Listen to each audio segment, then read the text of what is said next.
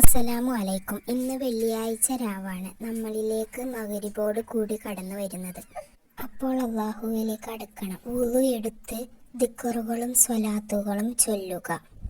മഗ്‌രിബ് നിസ്കാര ശേഷം ഇൻഷാ അല്ലാഹ് പൊന്നാര ഹബീബ് സ്വല്ലല്ലാഹു അലൈഹി വസല്ലമ തങ്ങളുടെ പേരിൽ ഫാത്തിഹ ഓതുക. ഫാത്തിഹ ഓതിക്കഴിഞ്ഞാൽ 3 യാസീൻ പൊന്നാര ഹബീബ് സ്വല്ലല്ലാഹു അലൈഹി വസല്ലമ തങ്ങളുടെ പേരിൽ ഓതുക. 3 യാസീൻ ഓതുന്നതാണ് ഉത്തമം. 3 യാസീൻ ഓതാൻ കഴിയാത്തവർ 1 യാസീനെങ്കിലും ഓതുക. ശേഷം 1000 സ്വലാത്ത് ചൊല്ലുക.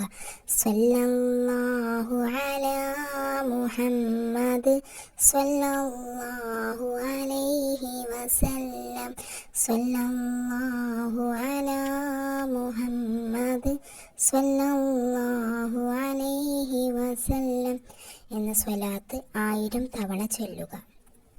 ഇതെല്ലാം ചൊല്ലേണ്ടത് ഒറ്റയ്ക്കിരുന്നു കൊണ്ട് മറ്റുള്ളവരുടെ സംസാരമോ ശബ്ദമോ കേൾക്കാത്ത ഒരു മുറിയിലിരുന്ന് ചൊല്ലണം. മുത്തായ തങ്ങളെ മനസ്സിൽ വിചാരിച്ച് നമ്മളുടെ കൽബിലും മനസ്സിലുമുള്ള വിഷമങ്ങളും സങ്കടങ്ങളും എല്ലാം മനസ്സിലേക്ക് കൊണ്ടുവന്ന് ഇത് ചെയ്യണം. വെള്ളിയാഴ്ച ദിവസത്തിൻ്റെ പ്രത്യേകത എന്നാൽ നബി സല്ലല്ലാഹു അലൈഹി വസല്ലമ തങ്ങൾക്ക് ആരെങ്കിലും സ്വലാത്ത് ചൊല്ലിയാൽ നേരിട്ട് മദീനയിലേക്ക് എത്തുന്നതാണ്. അതുപോലെ തന്നെ ദുആകൾക്ക് ഉത്തരമുണ്ടെന്ന് നബി പറഞ്ഞിട്ടുണ്ട്. സ്വലാത്ത് ചൊല്ലിക്കഴിഞ്ഞതിന് ശേഷം നല്ല നിയ്യത്തോടു കൂടിയും വിഷമത്തിലും സങ്കടത്തിലും ഒറ്റക്ക് ഒരു മുറിയിലിരുന്ന് ഈ പറയുന്ന ദിക്ർ 313 തവണ ഇൻഷാ അല്ലാഹ് 313 തവണ നിങ്ങൾ ചൊല്ലുക. മാഷാ അല്ലാഹ് ലാ ഹൗല വലാ ഖുവത ഇല്ലാ ബില്ലാഹ് മാഷാ അല്ലാഹ് ലാ ഹൗല വലാ ഖുവത ഇല്ലാ ബില്ലാഹ് മാഷാ അല്ലാഹ് ലാ ഹൗല വലാ ഖുവത ഇല്ലാ ബില്ലാഹ് എന്ന ദിക്റാണ് ചൊല്ലേണ്ടത്.